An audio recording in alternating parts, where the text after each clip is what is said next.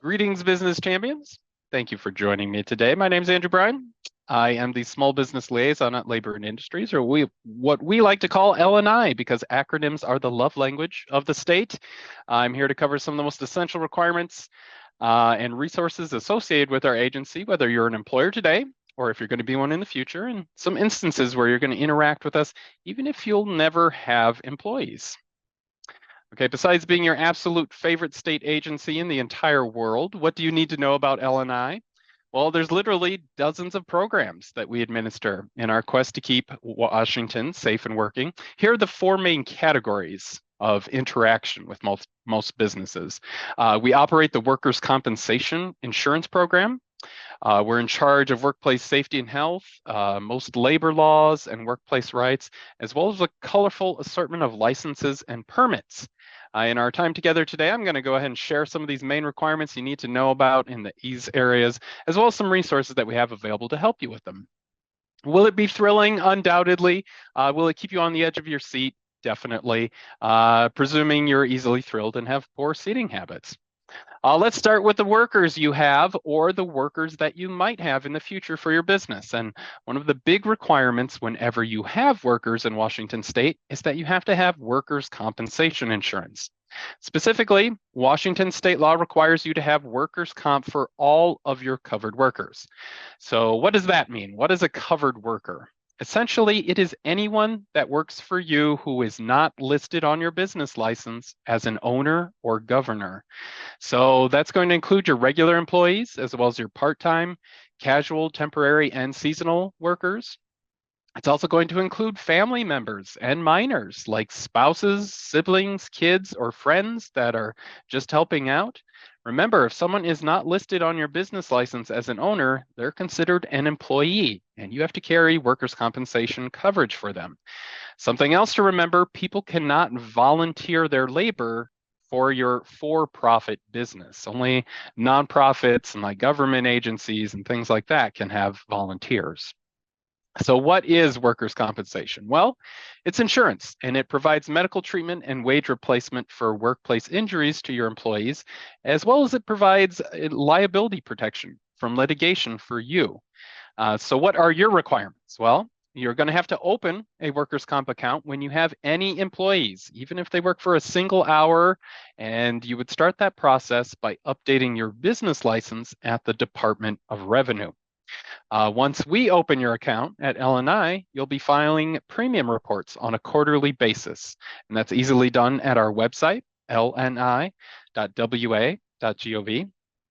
The premiums you're going to pay are going to be determined by the number of hours worked by your employees, which you'll need to track. It's important to note, you have to file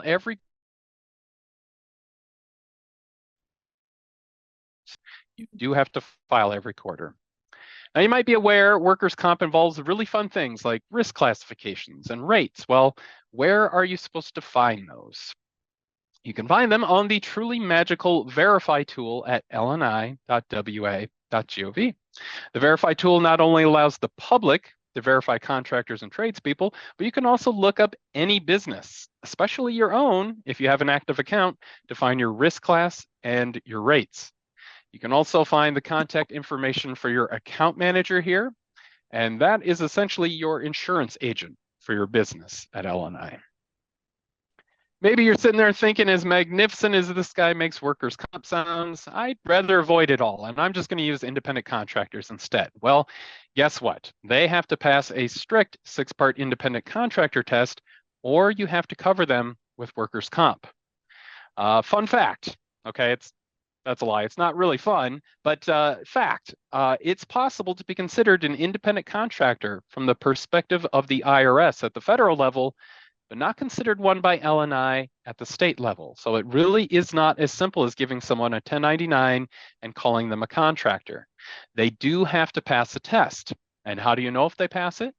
Well, if your contractor is not providing additional workers of their own or major specialized equipment, they may be a covered worker if any of the conditions of the 6-part test that I have listed here are not met. So, Are they free from your direction and control? That can be categorized as behavioral, financial, or contractual. Are they in business for themselves?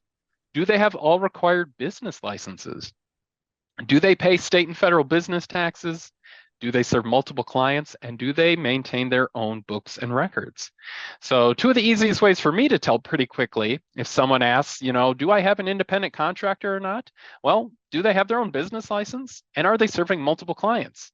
But again, there's so much more to know. And then they do have to pass every single part of this 6-part test, or again, you have to cover them with workers' compensation insurance. Grading that 6-part test can be pretty difficult, especially when you're trying to determine if someone is actually free from your direction and control. And that's why we have a range of wonderful resources at lni.wa.gov/independent contractor. We have a free e-learning class, examples of the test, and this riveting guide that goes over it in great detail. We also have something called a determinations unit that will work directly with you if you still need help determining if your contractor is actually a covered worker or not.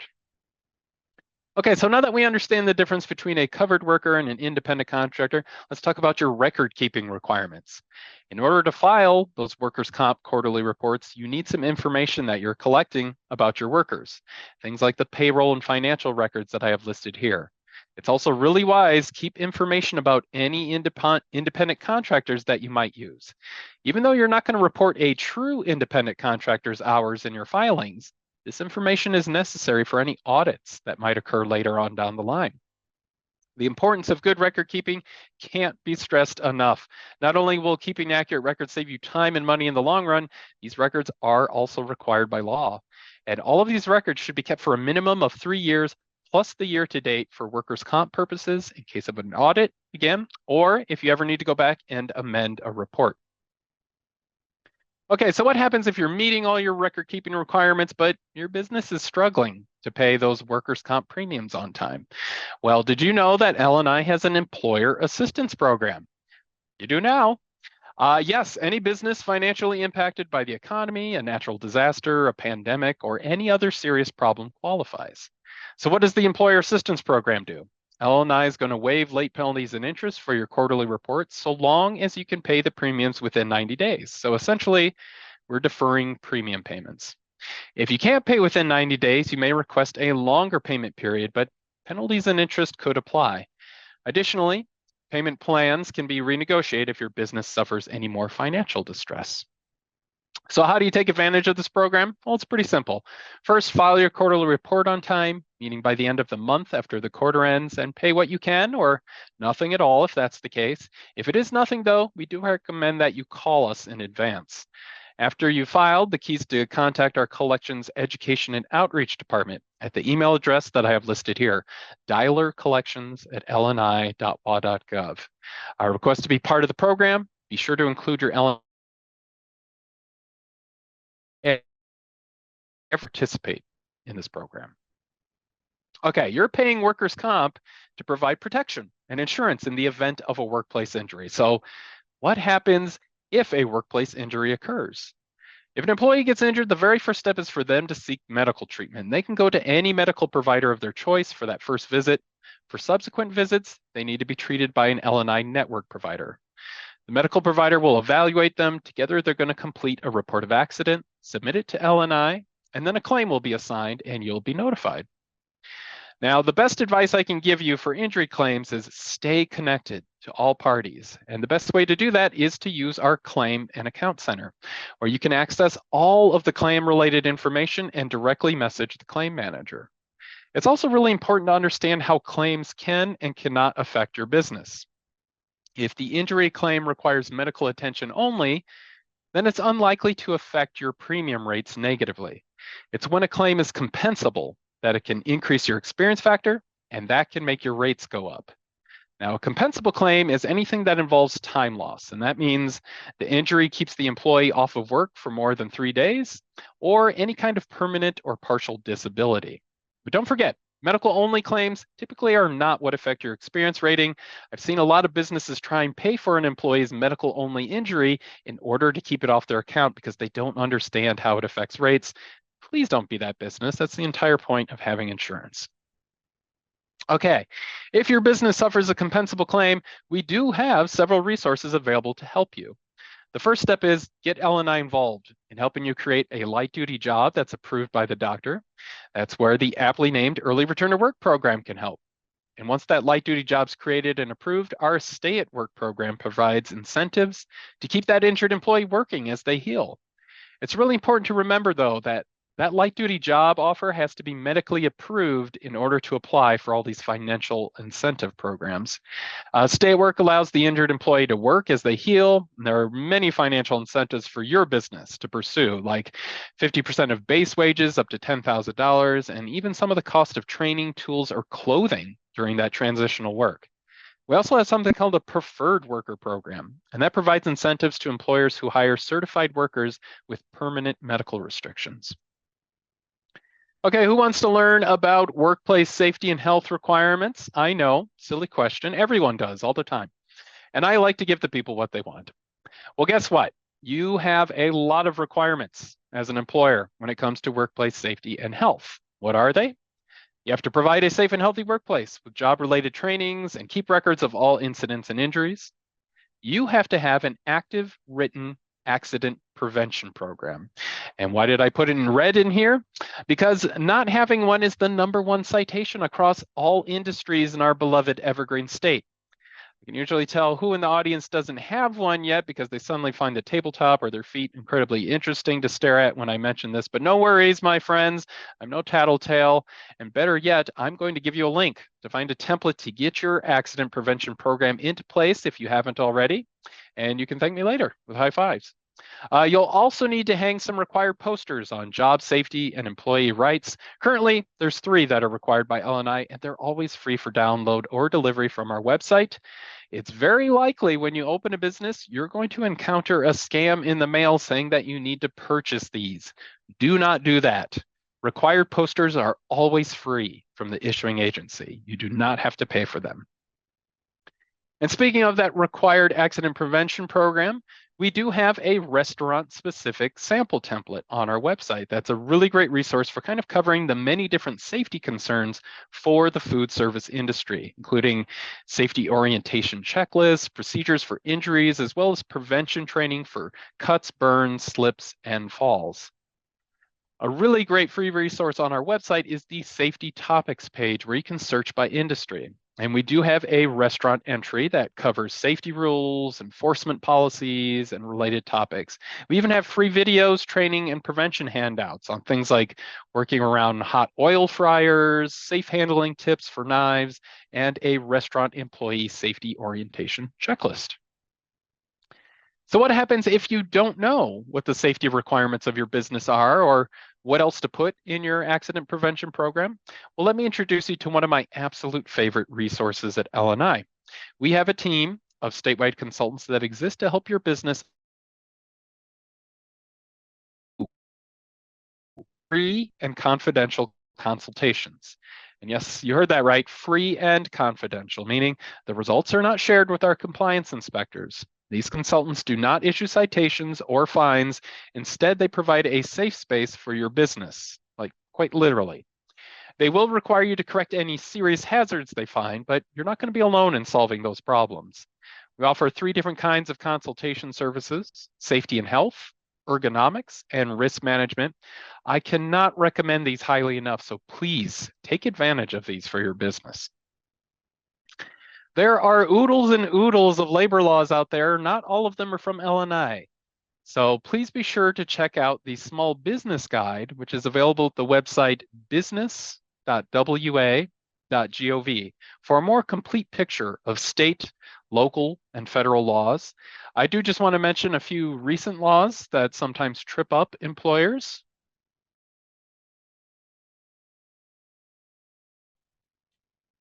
All right, there. So anyways, I just wanted to mention a few recent ones that sometimes trip up employers. When there's a local minimum wage and a state minimum wage, the higher amount is the one that has to be used. So that means you're going to be paying more. If you have business locations in Seattle, SeaTac, or Tukwila, and Renton this summer is also having a local minimum wage. So you do want to check the rules. If you're doing business in Seattle, as the rate you pay depends on things like business size and if medical benefits or tips are offered. It's very important to note that tips and service charges are always in addition to the minimum wage. You can't pay someone below minimum wage just because they receive tips. It's also important to understand that most workers have to be paid overtime whenever they work over 40 hours in a work week. And that's regardless of the basis of pay. Being paid on salary is not enough. A worker has to be exempt from the Minimum Wage Act, which is the only time that overtime is not required. There's a duties test and a minimum salary threshold that rises each year. It's currently at $67,725. For every 4 hours that are worked, a paid rest period of at least 10 minutes must be offered. This is something workers cannot waive. For every 5 hours that they work, a 30-minute meal break period must be offered. It has to be paid if the employee is required to be on duty or remain on call. Otherwise, it is unpaid. Now, meal periods can be waived, but it has to be agreed upon by both the employee and the employer in writing. Some other tips to know, you can't prohibit employees from disclosing, comparing, or discussing their wages or the wages of other employees. You also can't seek the wage or salary history of any of your job applicants. And if your business has more than 15 employees, any job announcements must include the salary range of the position plus describe all other compensation and benefits. There's also some isolated worker protections for employees who work alone that require sexual harassment policies and panic buttons to be provided. And last but not least, keep good records. For 3 years plus year to date, trust me, you don't want an auditor to have to estimate things. So keep sound records. It will seriously save you a lot of time and money in the long run. For those of you wishing to employ minors, there's a few things to take into consideration. Most importantly, you have to obtain, excuse me, you have to obtain a minor work permit before you hire that teen worker. There are a variety of limitations in terms of hours, tasks, authorizations that you need to keep on file, and more that depend on the industry and the age of the worker. So some research before you hire is required, which you can do on our website. You are required by law to provide paid sick leave in Washington, which is not the same thing as paid family and medical leave. For this one, paid sick leave, you just have to provide 1 hour of paid sick leave for every 40 hours of work, and that's paid at the normal hourly compensation rate. This will include part-time and temporary employees, but it's not required for those overtime exempt employees. Accrual begins immediately on hire, but you can require 90 calendar days to pass before making it available to use. Employees may use sick leave for their own health needs or family health needs, and you can't ask for a doctor's note as proof unless you've already established a policy stating you will, and it's only enforceable after 3 consecutive days of paid sick leave usage. So first of all, put it in a written policy, and then only after 3 sick days in a row have been taken can you ask for a doctor's note.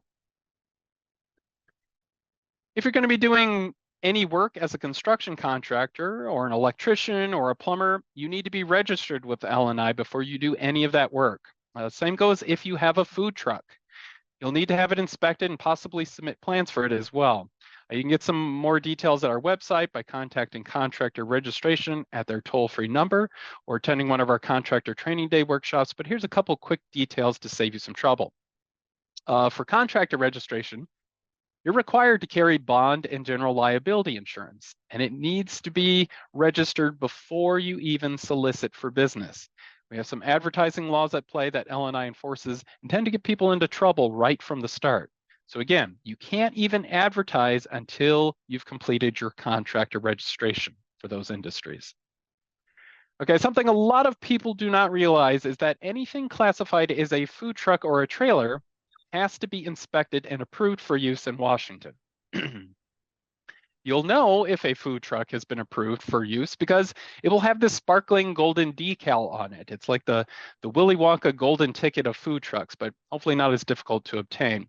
If you're buying a used food truck, you're gonna save yourself some time and money by finding one that's already been approved and has this decal on it, as opposed to buying one from maybe out of state that doesn't have it. Okay, so I qualified that insignia decal as necessary for anything classified as a food truck or trailer. So how do you determine if what you have is a legitimate food truck or a trailer? This is what you need to look out for. Are you going to sell food or other items from the truck or trailer at temporary sites? Is the truck or trailer licensed as a vehicle? Do people work inside it? Do customers stand on the outside and not go in? And does it have at least one of the following? An electrical system of 120 volts or greater, a water or drain system, or a propane gas piping system? And last but not least, is the truck or trailer no more than 8.5 feet wide?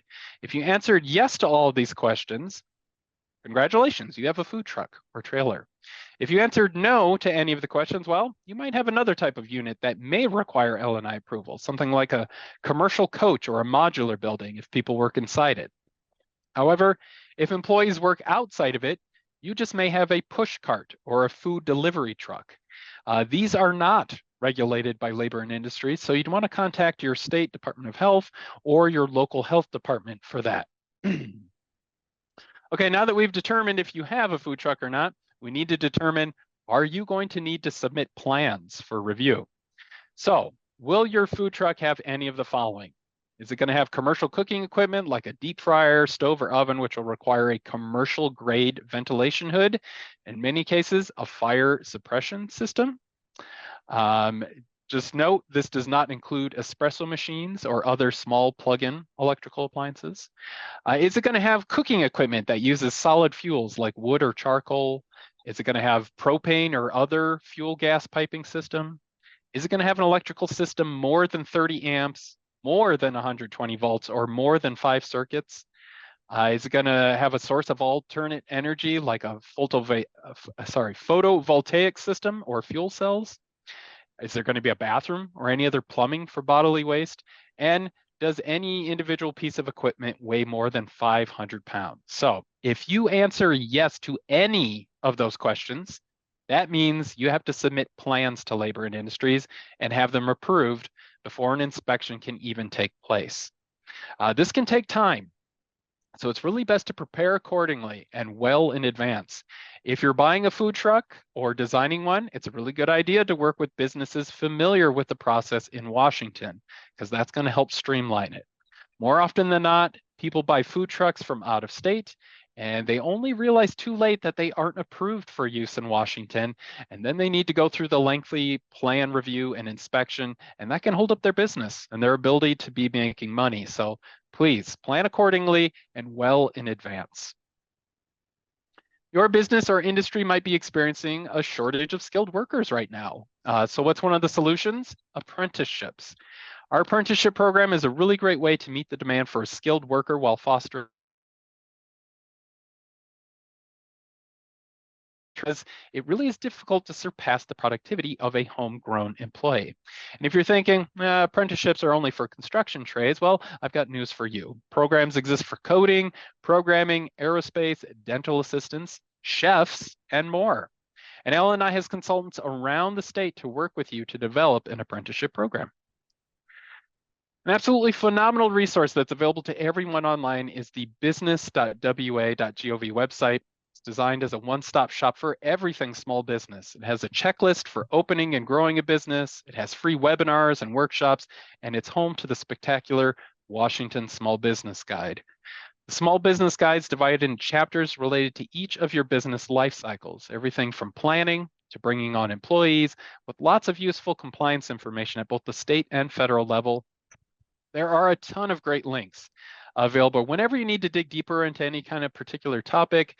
It's got everything from tax credits, free business advising, to training resources, and a super nifty payroll calculator. You can download this guide in 10 different languages and Braille, and this site is also home to an updated list of the 30 different small business liaisons that are spread across all the other state agencies, who are all here to assist you navigate the wild, woolly world of state government, of which I am one of those liaisons. Okay, the black squares on this map I'm showing you here have some examples of where we can provide in-person assistance to you. The customer service staff is going to be your first point of contact whenever you call or come into our office, and they're going to be happy to direct you to the appropriate person or program to meet your needs. But better yet, you can make appointments online so that you don't have to wait in line at all when you visit our offices. You can simply go to lni.wa.gov/offices, find your location in the drop-down menu. You'll see a blue Book Online button under the hours of operation. Okay, now this recommendation may be just slightly biased, but I strongly urge you to bookmark our website, lni.wa.gov. It provides a wide range of resources, transaction options, all things that are going to be essential for your business. The website's mobile friendly, so feel free to take out your phones and delete Facebook and Instagram now that you found your favorite new place to scroll. LNI has a wide range of webinars and in-person workshops and various training topics with e-learning documents or interactive modules. To see all of the courses that we offer, you can click the drop-down menu under the event title on our workshops page. I think we have about 3 dozen right now that we offer. I'm not going to let you escape without a shameless plug for the ultimate resource at LNI, and coincidentally happens to be the program that I manage, the Small Business Office. In addition to being your friendliest friends at LNI, we offer a range of services catered to helping you. The one I very strongly urge every employer to do is to attend our monthly LNI Essentials for Business webinars. We have them in English every month and in Spanish every other month, and they cover all the essential things your business needs to know as it relates to LNI in 80 minutes and for free. And I even throw in lots of grown-worthy dad jokes too. We also have a newsletter that I highly recommend that you sign up for, which will keep you updated of important changes to rules and regulations. Links to both and a bunch of other free resources can be found at our very special page, which is lni.wa.gov/small-business. Our small business webpage is dedicated to providing small businesses help. It's designed in a way to give you quick access to a wide variety of resources at LNI. While perusing, if you ever find yourself feeling like U2 in the mid-'80s and you still haven't found what you're looking for, don't worry, I'm not going to sing it. Give us a call or send us an email. After all, we're your friendly friends, LNI, so let us help you whenever you need it. That's my story, folks. Thank you so very much for your attendance, and an extra special thanks for listening and successfully enduring me today. I'll go ahead and be around here for any questions plaguing your business minds. But again, if you ever have any pressing questions or concerns, please don't hesitate to contact us at the Small Business Office of Labor and Industries, even if you don't know where you're supposed to go, or if your question even isn't for Labor and Industries. Give us a call. We'll make sure we'll get you to the right place. All right. Thank you very much.